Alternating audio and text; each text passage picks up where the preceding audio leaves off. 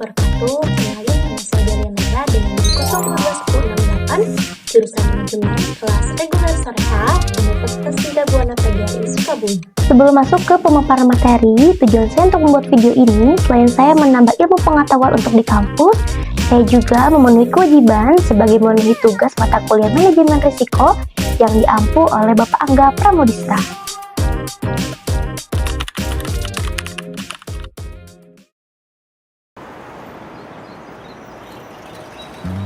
Resiko pasar terjadi karena kerugian yang timbul akibat perubahan harga mata uang tingkat bunga, komoditas, dan juga ekuitas.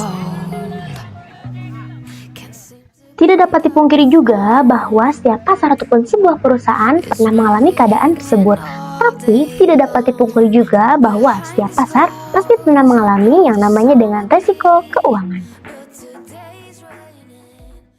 Dan mengapa risiko yang dihadapi dalam aspek keuangan ini cukup tinggi?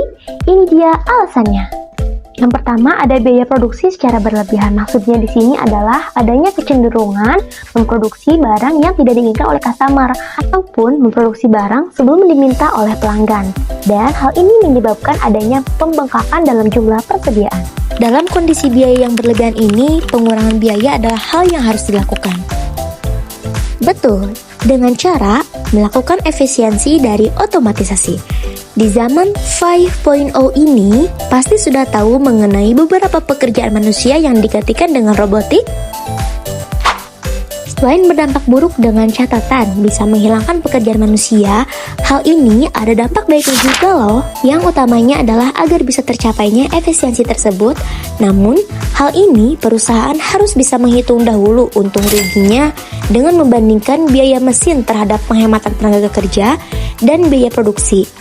Jadi, kesimpulan dari poin 1 ini bahwa biaya produksi yang tinggi akan berdampak pula pada harga jual yang tinggi sehingga menyebabkan produk tersebut akan susah bersaing ataupun sulit bersaing di area pasar. Dan yang kedua, untuk biaya overhead yang tinggi, saya mau kasih contoh untuk biaya sewa gedung, tanah, properti, dan lain-lain. Dan ketika pendapatan perusahaan Anda sedang turun atau omsetnya kurang baik, dan biaya sewa tersebut harus tetap dijalankan karena apa? Karena untuk biaya tersebut ataupun biaya sewa itu sudah termasuk dalam biaya overhead yang tinggi dalam suatu perusahaan. Kesimpulan dari poin yang kedua ini yaitu konsep biaya memang perlu dilakukan, tetapi alangkah baiknya untuk perusahaan itu selalu memprioritaskan pada biaya kegiatan-kegiatan yang tidak signifikan untuk menghasilkan penjualan, walaupun memang agak sulit untuk perusahaan melakukannya. Dan untuk poin yang ketiga itu adanya utang. Benar atau tidak, perusahaan itu perlu mengendalikan utang-utang agar terhindar dari kebangkrutan? Jangan sampai perusahaan Anda bangkrut gara-gara utang. Jadi perusahaan itu perlu mengendalikan utang-utang agar terhindar dari kebangkrutan, dan ini dia caranya. Poin yang pertama ini sepertinya sudah dilakukan, yaitu adanya pencegahan hutang. Gak usah pengen cepet maju kalau perusahaan kamu banyak utang deh. Kalau kondisinya selalu hutang-menghutang dan tidak bisa mencegah utang, ini sangat berisiko besar bagi kebijakan keuangan perusahaan. Dan yang kedua, caranya itu adanya penagihan utang. Kadang yang punya utang itu suka lebih galak sama yang diutangi gak sih? Tolong kembalikan duit itu. Kita nggak tahu mau bagaimana. Debt collector pun ternyata bukanlah solusi yang sederhana, karena akan terjadi penagihan utang yang tidak sensitif dapat menyebabkan kerugian bagi perusahaan. Baiknya, lebih baik mengarahkan beberapa tenaga penjualan untuk mengunjungi pembayar yang telat, mendiskusikan keadaannya, dan dengan kebijakan mengusahakan bagaimana cara akan pembayarannya. Yang ngambil pengajuan kredit dan Anda tidak tahu. Dan poin yang terakhir ada pinjaman yang berlebihan. Pinjaman yang berlebihan dapat disebabkan oleh 3 faktor utama. Yang pertama, ketergesaannya manajemen. Yang kedua, ketidakaktifannya manajemen. Dan yang ketiga, ada kenaikan nilainya. Contoh dari ketergesaan manajemen dalam pinjaman yang berlebihan itu, yang pertama ada investasi yang berlebihan pada pabrik baru.